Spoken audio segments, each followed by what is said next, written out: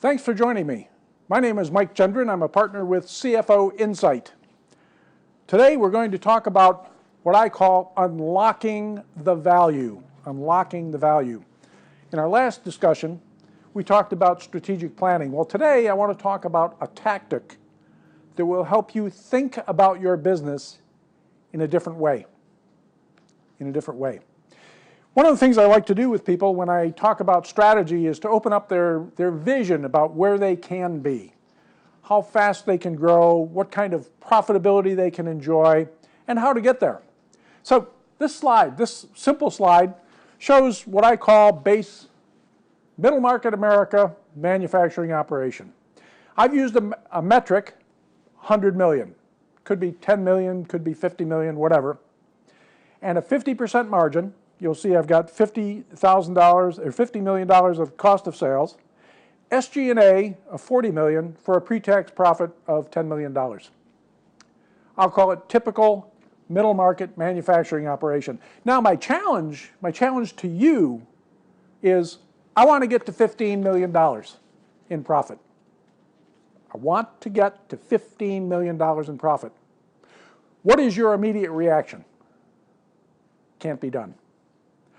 No way, because if we could have gotten 50% increase in profitability, we would have done it. Well, that's the way you look at it. I look at it in a slightly different way. This next slide will show you how I think about it. We've got $90 million of inputs to achieve $10 million of profit. Well, I'm saying, why does it have to be 90 million of input? I want to save 5% economic value out of that 90%. So I'm not looking for 50% improvement in profit. I'm looking for a 5% change in resource. And I don't necessarily mean bring it to the bottom line, but it's an amount of waste or ineffective use of your resources. Maybe it's time, maybe it's equipment. Who knows what it is, but 5%. Is anybody out there 95% effective? That is, you do the right thing every time, 95% of the time. Nobody can. So rather than look for a 50% profit improvement, I'm looking for 5% economic value. Now what that might mean, what is an 8-hour day? 480 minutes. 5% is 24 minutes of improved productivity out of an average workday, 24 minutes. So if I'm a sales rep, maybe that's one extra phone call during the day.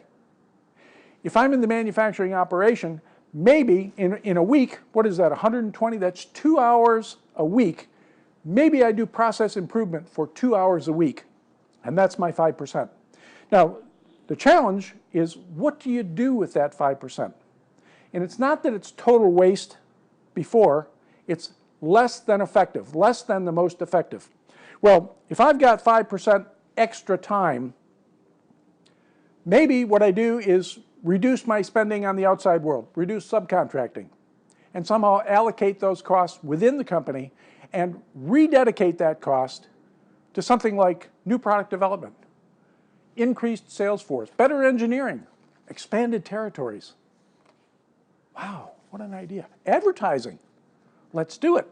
So when I challenge people for, in this case, a 50% increase in profit, that's a concept that people can't buy into because it's impossible to do. 5% change is something that's tolerable. And what we do when we shift from 50% improvement to 5% improvement is create an achievable goal for anyone, because no one can claim to be more than 95% effective. So let's look at this last slide. And this is a quick session, but I'm trying to jar you into thinking differently, which is a concept we're going to use throughout this whole process, because that is strategy, that is cashing out at full value. This next slide, we see sales go from 100 to 104. Well, how can that happen? How can that happen?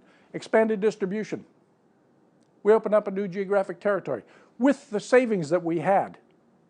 We hired more sales reps. We pay higher commission. What if we have new products? 5%. Now, that 5% is $5 million. Can you develop a new product for that? Maybe you engage joint ventures. Maybe you license products. There are so many different ways you can influence your sales productivity through increased investment. Cost of sales. You see, cost of sales is reduced by $1 million in this case, but actually that's an improvement in margin because our sales in this case are $104 million. Now, how did we do that? Simple process improvement, lean manufacturing processes. 5% improvement is insignificant compared to what is potentially out there. If it's done properly, 5% is easily achieved. We look at SG&A. We kept that constant despite the increased sales. Well, that means people were more productive. What I'm trying to demonstrate to you is that profit improvement, more effective use of your assets can have many different results other than just driving to the bottom line, increasing profit by $5 million. Reinvesting that in a better way, redeployment to better uses will help you. And not only that, if you get people thinking 5% improvement every day, every month, every year, it will be a continuous improvement, which basically is lean business process. Today's discussion was very short and tactical. It's intended to wake up your imagination and say, give me 5, give me 5. Thanks for joining me. In future sessions, we're going to be talking about reporting and people measurement. Thanks for joining me. We'll see you next time.